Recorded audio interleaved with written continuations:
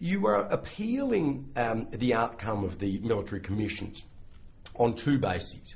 And the first basis is that the military commission had no legal basis upon which to charge you with providing material support for terrorism.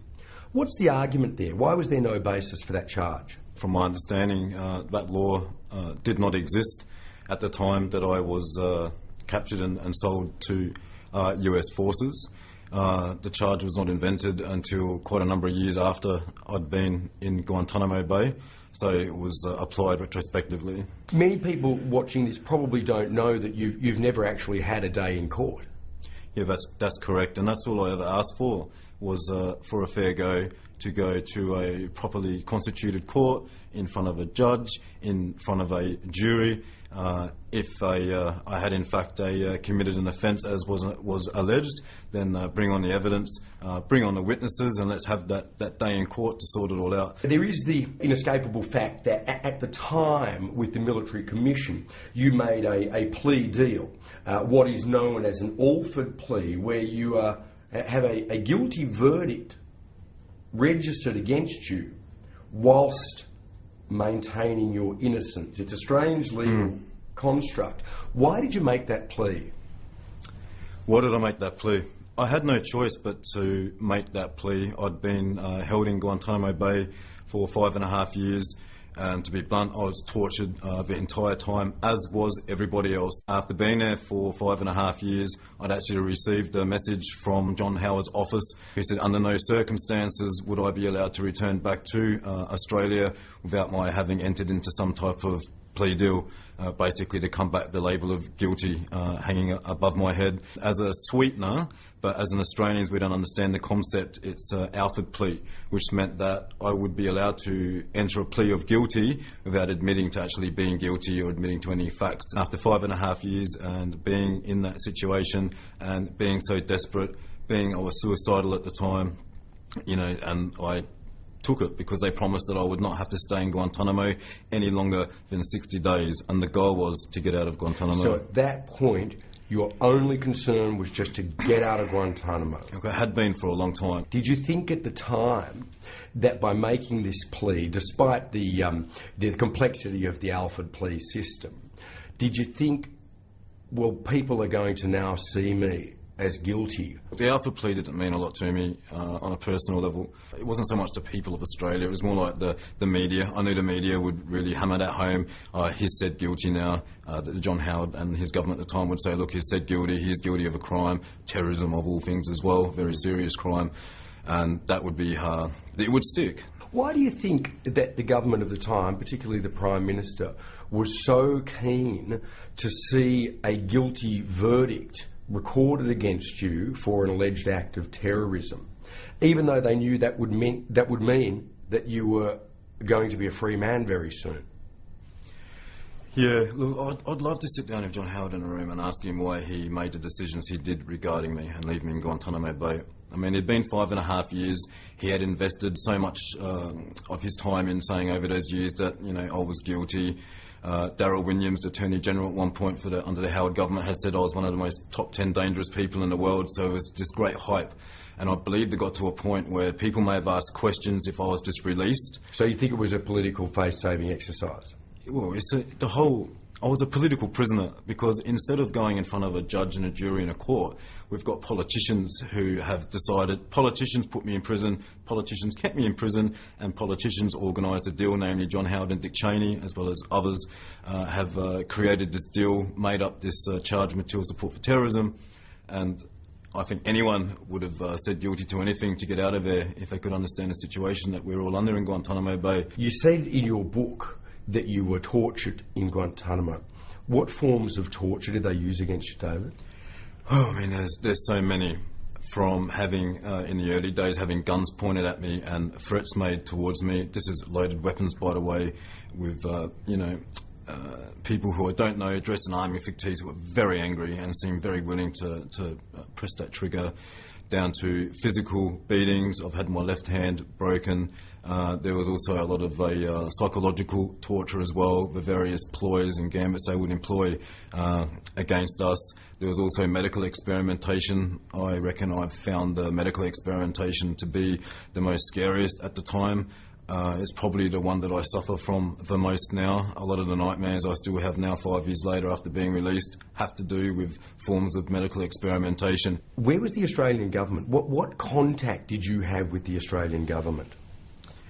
Probably the first so-called official contact I had with the Australian government was in about August 2002. They came to interview me, and they basically said that if they could find a crime, if I'd committed any crime, then they would be able to ask for my repatriation back to Australia so I could be charged with that crime and then go to court, etc. However, they did say to me that if they could not find any crime that I'd committed, that they would not be in a position to be able to help me.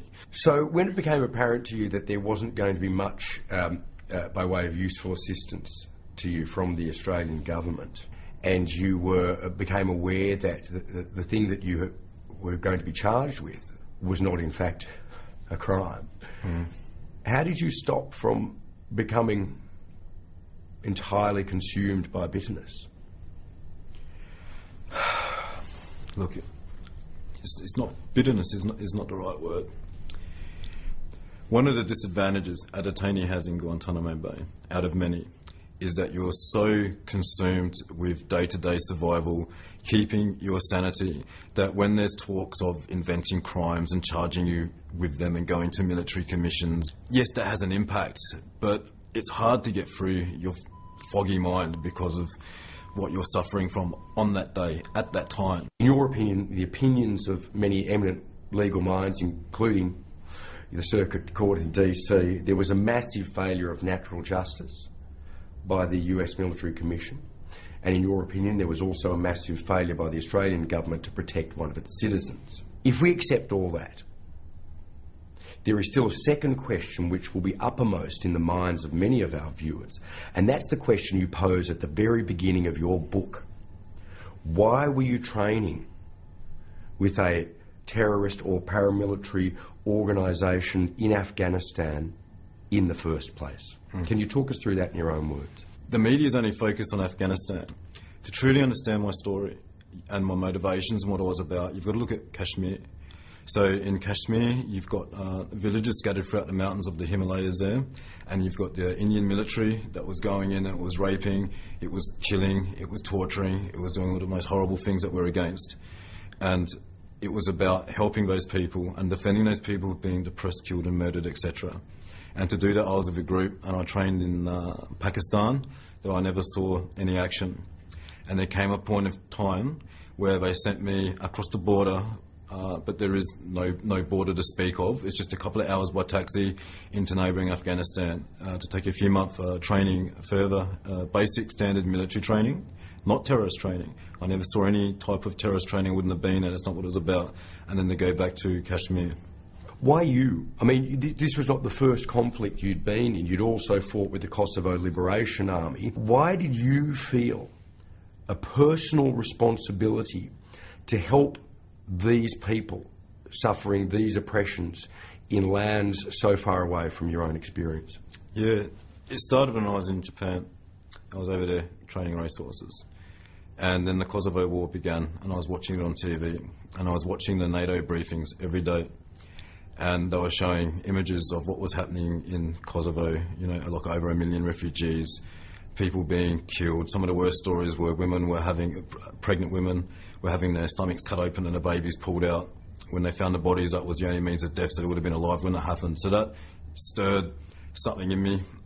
Jamie Shea, who was a NATO spokesman at the time, was basically asking for volunteers from around the world to go give their services to the Kosovo Liberation Army to try and help this and to stop this as NATO commenced this bombing. And I was so horrified and shocked and outraged to see that, and still am today, that I just got a one-way ticket. In August 2000, you sent a letter home from Afghanistan in which you said, by the way, I have met Osama bin Laden 20 times now. Lovely brother. everything for the cause of Islam. The only reason the West calls him the most wanted Muslim is because he's got the money to take action. That is something that many people will immediately think when they hear the name David Hicks. David Hicks was a foot soldier of Osama bin Laden. What, if any, was the relationship between you and Al-Qaeda? Well, the first time I heard the word Al-Qaeda was in Guantanamo Bay, and interrogators had to teach me how to pronounce the word. So otherwise I've never heard of it before. And regarding that letter and others as well, and embarrassing to say this, it shows a young man of over 15 years ago.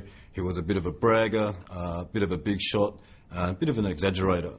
So I've actually never met Osama bin Laden. I have personally seen him with my own eyes from a distance, never talked with him. So someone once described it that it's like going to Chicago in the 1920s and seeing Al Capone. Many people, I think,